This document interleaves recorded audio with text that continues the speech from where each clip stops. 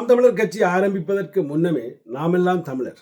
நமக்கு என்னமோ அரசியல்ல வாக்குவாதம் இருந்தாலும் நாமெல்லாம் தமிழர் என்பதை நாங்கள் மறக்கப்படாது. ஆம், இந்த அரசியல்ல ஒரு சிறிய ஒரு வாக்குவாதம் தான் எனக்கு. எப்படி என்று பார்த்தோமா இருந்தா தமிழ்நாடு. தமிழ்நாடுன்றது எங்கள்ட தொப்புள் கொடி உறவுகள் வாழும் நாடு.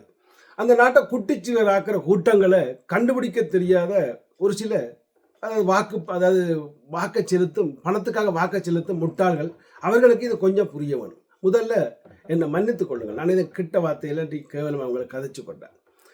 அதாவது இப்போ சமீபத்தில் ஒரு வீடியோ ஒன்று பார்த்தேன். அதாவது பன்னீர்செல்வம் மிக்சர் சாப்பிட்ற பன்னீர்செல்வம் உங்களுக்கே தெரியும், ஒரு காலத்தில் முதலமைச்சராக இருந்தார் மரியாதைக்குரிய பன்னீர்செல்வம் அவர்கள். இந்த இந்த நபரை வீதியில் காரோட விட்டுட்டு அவருடைய டிரைவர் விட்டுட்டு ஓடிட்டார். ஸோ அவருடைய டிரைவர் ஓடியதுக்கு என்ன காரணம்னா, நார்மலாக நானாக இருக்கணும், ஓடக்கணும்னா 2 அடி போட்டுட்டு ஓடி இருப்பேன். ஆனால் உண்மையை சொல்லப்போனால் சிறப்பு சம்பவம், நீ எல்லாரும் மனுஷனாண்ட மாதிரி தான் அவர் விட்டுட்டு ஓடிக்கிறேன். ஏன்னா இந்த அதிமுகன்றது ஜெயலலிதா அம்மையார் இருக்கும் பொழுது அது ஒரு பெரிய ஒரு கட்சி. அந்த கட்சி அசைக்கலா இருந்த கட்சி. இந்த கர்மங்கள், அதாவது முதுகெலும்பில்லா கர்மங்கள் உங்களுக்கே தெரியும். டயரை கும்பிட்டவர்கள்லாம் இவர்கள் எல்லாரும். டயரை கண்டா டயரை கும்பிடுவார்கள், போய் டயரை குளிஞ்சு கும்பிடுவார்கள். அதான் இவர்களை முதுகெலும்பில்லா என்று நாங்கள் சொல்றது. ஸோ அப்படி கொஞ்சவர்கள் அடிபட்டு பிரிந்து நாலா பக்கமும் அந்த கட்சியை பிச்செடுத்து கொண்டு போய்விட்டார்கள். ஸோ அந்த பிச்செடுத்த பிறகு அந்த கட்சியில் இவர் ஒரு காலாவது முதலமைச்சராக இருந்த இவர் இன்றைக்கு எங்கள் திமுகவோட இணைந்து நான் கால நக்கியாவது பிழைப்பேன் என்ற நம்பிக்கையோட திமுகவோட சேர்ந்திருக்கேன். திமுக உண்மையை சொல்ல போனால் இந்த கேவலங்கட்ட மனிதர்கள் எல்லாரும் சேர்க்கிறாங்க.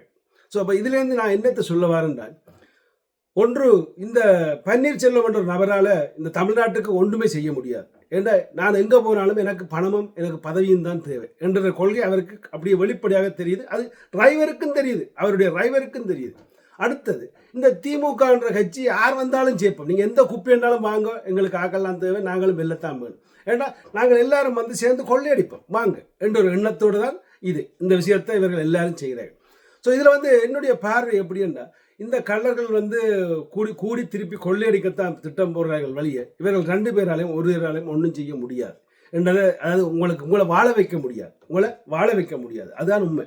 ஸோ அப்போ அந்த நிலையில் உண்மையை சொல்கிறேன், அந்த டிரைவர், அந்த ஓடின டிரைவர் ஒரு நேர்மையான மனுஷன். அந்த மனிதன் ஒரு கட்சி துவங்கினா அந்த மனிதனுக்கு நீங்கள் வாக்கு போடுங்க. உண்மையை சொல்கிறேன், அந்த மனிதனுக்கு வாக்கு போடுங்க. ஏன்னா அப்படி ஒரு நேர்மையான மனிதன் கட்சி துவங்கணும், அப்படியான நேர்மையான மனிதன் வாக்கு போடாது. ஒரு டிரைவருக்குள்ள உணர்ச்சி உண்மையை சொல்லப்போனால் இந்த பன்னீர்செல்வத்துக்கு இல்லைன்றதான் மனவருத்தமாக இருக்குது. ஸோ முடிந்தவரை இவர்களுக்கு நீங்கள் என்ன செய்ய வேணுமென்றதை சிந்திப்பீர்கள் என்றதான் இந்த வீடியோ. உண்மையை சொல்லப்போனால் அந்த டிரைவரை நாம் தமிழர் கட்சியில் இணைந்தாருன்னா இன்னும் பெருமையாக இருக்கும். என்னை பொறுத்தவரையில் நாமெல்லாம் தமிழர், இனிமேலும் நாம் தமிழராக இருக்க வேணும், அதுவும் நாம் தமிழர் என்ற ஒரு கட்சியோடு இணைந்து இருக்க வேணும் என்றால் என்னுடைய கொள்கை. காரணம் என்னென்றால், இன்னும் பெரிய அளவில் விலை போகாமல் ஒரே கோட்டுக்குள்ளே நிற்கக்கூடிய ஒரு கட்சி அது நாம் தமிழர் கட்சி மட்டும்தான். ஸோ நண்பர்களே, முடிந்தால் அந்த டிரைவரை முதலமைச்சராக, அந்த டிரைவரை ஒரு கட்சி துவங்கினா அவருக்கு வாக்கு போடுங்க. அப்படி இல்லாட்டி இந்த டிரைவரை நாம் தமிழர் கட்சியில் நினைச்சு சொல்லுங்க.